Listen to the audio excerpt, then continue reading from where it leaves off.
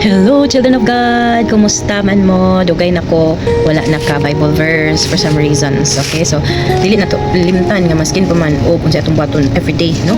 Dili gid na to limtan nga magbasa sa Bible. Dili gid na to limtan ang Ginoo sa atong kinabuhi. So ako lang ni para mag-stand lang akong cellphone. Kumusta naman mo, children of God? I miss you all. So, kinahanglan positive yapon ta permanente positive taan, we should be grateful, we should be blessed, no? Hindi mo tindog diri kung gusto lang akong alcohol diri na lang gusto lang akong alcohol siya di siya mo tindog. Okay, now I hope and I pray na everyday ta makig-reconnect sa Ginoo, makig-reconnect sa atong Jesus, no, sa Jesus Christ. Maskin pa man unsay mga panghitabo sa imong kinabuhi, don't forget to reconnect with God. Kung naamang kayo na buhat nga dili maayo, ask God's guidance, ask God's forgiveness, no? Ayaw palayo sa iya, dili na tangay mo palayo sa iya. Sa karong mga panahon na kinahanglan ta mo paduol sa iya, ha? In all ages, maskin pa man og unsa na imong edad karon, maskin pa man bata pa ka, maskin pa man og bago lang ka na dalaga or naulitawo, no? We should rely on to God as always.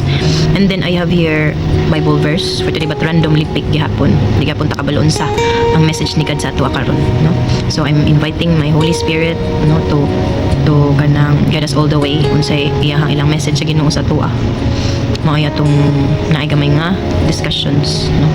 Naigamay nga discussion. So nalagyan pa akong Bible do dili wala ko naka Bible verse online, but I'm doing it secretly. Wala na lang nako sa gipang unsa ni diri sa gipang vlog wala lang sa kay I'm dealing it personally sometimes, no? So let's receive Jesus first before we begin our days. First thing in the morning we should receive Jesus and also the word, okay? The holy word, the holy scripture. So you can repeat after me. Jesus, pasaylo kami sa among mga sala. Kay kami nakasala, pinaagi sa hunahuna, sa pulong ug sa buhat. Wala kami mabuhat, Jesus, kung wala ka. Ug from now on, gidawat ka namo as our personal Lord and Savior sa among mga kinabuhi sa matag adlaw. I love you, Jesus, and thank you, Jesus. Okay, thank you so much, family and dear children of God. Thank you so much for receiving Jesus Christ with me every day of our lives. And now, we'll have our Bible verse today. Atong uklabon kung sa ang iyahang message nato today, and it comes from the book of Psalms. Hallelujah. Kita na ko sa inyo. Psalms 71 chapter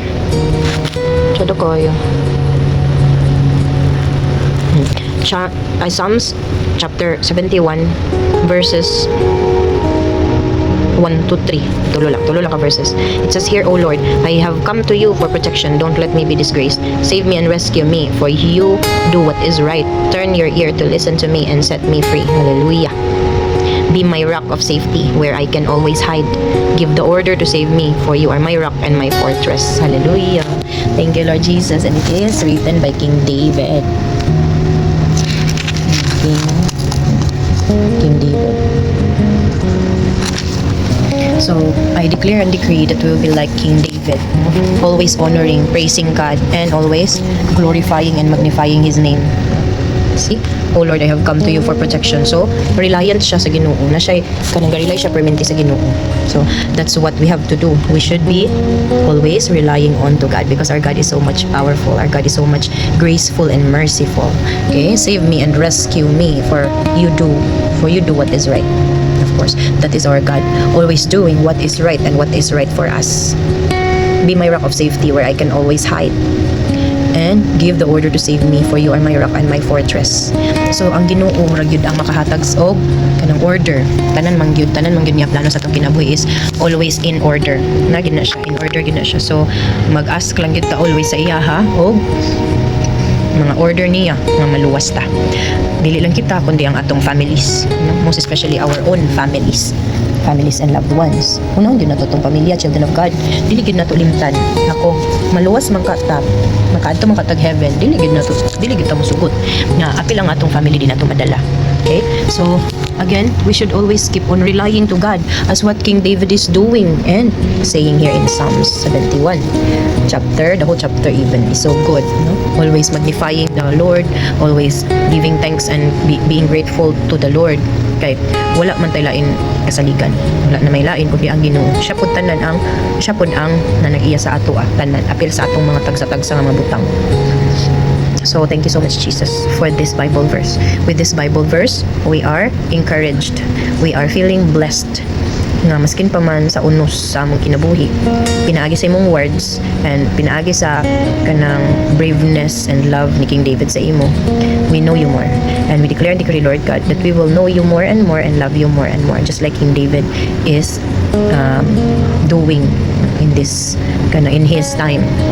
We will be like King David on how he loves you, and we declare that we will also love you more each day of our lives. We will love you and we will know you more.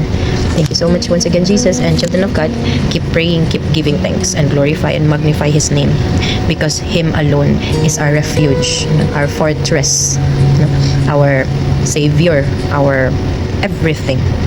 I guess that's all for today, and be blessed.